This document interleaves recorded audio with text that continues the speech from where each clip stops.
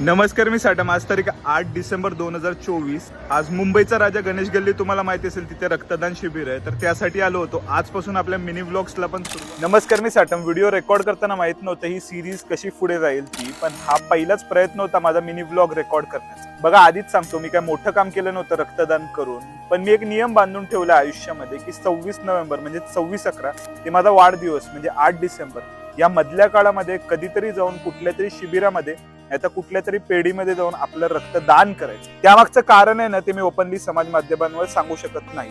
पण योगायोगाने माझ्या लाडक्या मुंबईच्या राजाने माझ्याच वाढदिवसा दिवशी रक्तदान शिबिर आयोजित केलेलं आणि मला सुद्धा वाटलं की आज एवढा भारी योग जुळून आलाय, तर आज मौके पे चौका होऊन जाऊ दे, म्हणून मिनी व्लॉग्स रेकॉर्ड करायला सुरुवात केली. अपलोड कधी करणार हे माहिती नव्हतं आणि पहिला व्हिडिओ कधी येईल आणि नंतरचे व्हिडिओ कधी येईल ह्याबद्दल सुद्धा मला पत्ता नव्हता. पण रेकॉर्डिंगला मुंबईच्या राजापासून श्री गणेश केली. बघा, एकंदरीत रक्तदान शिबिराबद्दल सांगायचं झालं तर एकदम उत्तम सोय केली होती.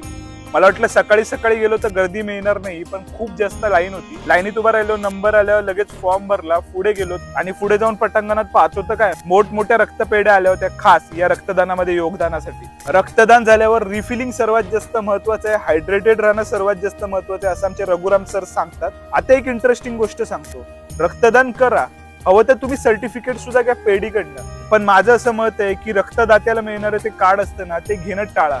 कारण हे दान आहे, हे आपण कोणासाठी तरी मदत केलेली आहे. परत अपेक्षा करू नका की त्याचा फायदा तुम्हालाच होईल याचा. आणि अजून एक इम्पॉर्टंट गोष्ट सांगतो, SBTC म्हणजे स्टेट ब्लड ट्रान्सफ्युजन काउन्सिल आहे ना, त्यांनी एक नियम काढलेला आहे, जो कोणी रक्तदान करेल त्या रक्तदात्याला कुठल्याही प्रकारची भेट वस्तू द्यायची नाही. आणि ह्याच मुंबईच्या राजाने अजून एक इंटरेस्टिंग गोष्ट केली आहे, ती म्हणजे आर्ट फेस्टिवल आयोजित केलेला. त्यामध्ये मी वेळेच्या बाबतीत थोडासा पुढे जाऊन गुढीपाडव्याला आयोजित केलेला आर्ट फेस्टिवल बद्दल सांगेन आणि नंतर परत मागे येऊ आणि प्लीज सिरीज कंटिन्यू राहील.